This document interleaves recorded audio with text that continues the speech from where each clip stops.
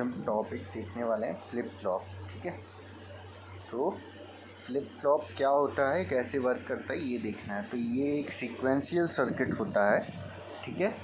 और इसकी डेफिनेशन अगर हम आसान शब्दों में समझें तो flip flop is a one bit memory by stable device. By stable क्यों बोलते हैं, क्योंकि इसकी दो स्टेबल स्टेट होती हैं। बाय मतलब टू, है ना, तो इसकी दो स्टेबल स्टेट्स होती हैं। और दूसरा वन बिट मेमोरी मतलब इसमें एक ही बिट होती है जो पूरे सर्किट में मूव करती रहती है, तो इसकी मेमोरी वन बिट की होती है। ठीक है, अभी हम देखेंगे कैसे वन बिट की होती है। अभी सिर्फ इतना समझ लीजिए कि इसकी मेमोरी वन बिट की होती है। तो दो चीज़ें, फ्लिप फ्लॉप का मीन समझें अगर हम, तो आसान शब्दों में इसको बोल सकते हैं लगातार चेंज होना, ठीक है, बदलना, इज़ कॉल्ड फ्लिप फ्लॉप। ठीक है, तो अभी फ्लिप फ्लॉप जो आपके सिलेबस में है वो दो हैं, RS और G की। दोनों की लगभग वर्किंग सेम होती है, बस डिफरेंस इज़ बीइंग दैट कि आपके एक एक्स्ट्रा गेट्स इन्वॉल्व हो जाते हैं। ठीक है, अच्छा, दूसरी चीज़ ये कि फ्लिप फ्लॉप और लेच दोनों एक ही चीज़ें होती है, बस डिफरेंस दोनों में एक होता है कि जो फ्लिप फ्लॉप होता है उसमें एक क्लॉक पल्स एक्स्ट्रा ऐड होती है जो कंट्रोल करती है इनपुट को, है ना, और लेच में कोई एक्स्ट्रा कंट्रोलिंग पल्स नहीं होती। ठीक है, बस ये दोनों में डिफरेंस होता है। अब हम देखते हैं RS फ्लिप फ्लॉप क्या होता है। तो RS का मतलब होता है R means reset, S means set. ठीक है, तो हम इसको देखते हैं। तो RS फ्लिप फ्लॉप जो होता है या कोई भी फ्लिप फ्लॉप जो होता है वो एक लेच का कॉम्बिनेशन होता है। ये सारे आपको जो दिख रहे हैं ये लेच कहलाते हैं। लेच मीन्स आसान शब्दों में हिंदी मीनिंग उसका होगा जाल। ठीक है, जाल मतलब वो चीज़ जहाँ कोई बिट फंस जाए तो वो बाहर ना निकल पाए। ठीक है, तो वो क्या कहलाता है, RS फ्लिप फ्लॉप। ठीक है, ये दोनों में बेसिक डिफरेंस होता है। तो मैं लेच के रिस्पेक्ट में आपको फ्लिप फ्लॉप की वर्किंग समझा रहा हूँ जिससे कि वो इजी हो जाए, है ना। तो देखते हैं। तो सबसे पहले RS फ्लिप फ्लॉप जो होता है वो या तो नैंड गेट से बनता है या नॉर गेट से। ये याद रखना है सबको, या तो नैंड से या नॉर से। क्लियर है सबको?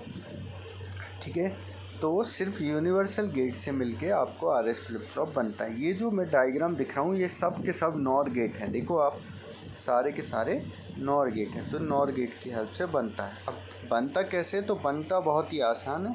एक नॉर गेट लो, ठीक है, और एक दूसरा नॉर गेट लो, दोनों को आउटपुट निकालो, एक एक इनपुट दो, ठीक है, और एक का आउटपुट दूसरे का इनपुट बना दो।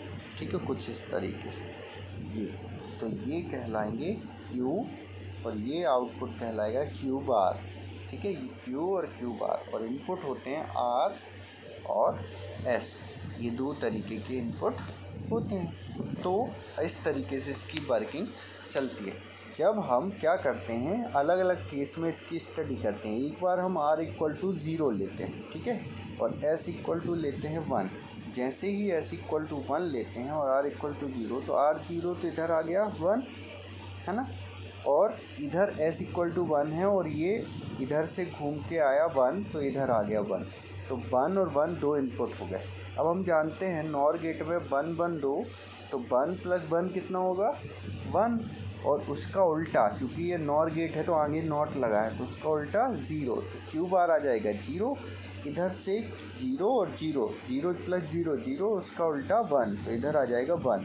तो जब S = 1 लोगे तो आउटपुट जो है वो Q1 होगा और Q बार हमेशा 0 आएगा। इस कंडीशन में ये जो मोड ऑफ ऑपरेशन कहलाता है ये कहलाता है सेट मोड ऑफ ऑपरेशन। दूसरा ऑपरेशन जो होता है उसमें हम क्या करते हैं कि देखो, ये हो गया सेट मोड ऑफ ऑपरेशन जो अभी मैंने बताया था ये।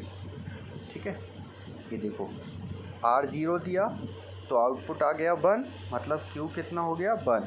अब ये 1 इधर से ऐसे होके, है ना, इधर आ गया 1, और S = कितना लिया है हमने, 1, तो 1 + 1 हो गया 1, और उसका उल्टा, क्योंकि ये नॉट गेट लगा है तो क्या हो गया, 0, तो Q बार कितना हो गया, 0। तो हर कंडीशन में जब S = 1 लोगे तो Q कितना आएगा, 1, और Q बार कितना आएगा, 0। तो ये कहलाता है सेट मोड ऑफ ऑपरेशन। ठीक है, ये लिखा हुआ है। ठीक है, फिर दूसरा केस होता है जब हम r इक्वल टू 1 लेंगे, r 1 लेंगे तो इधर कितना आ जाएगा 0, क्योंकि ये नॉट गेट लगा है तो उल्टा हो जाएगा, तो ये आ जाएगा 0, तो q कितना हो जाएगा 0।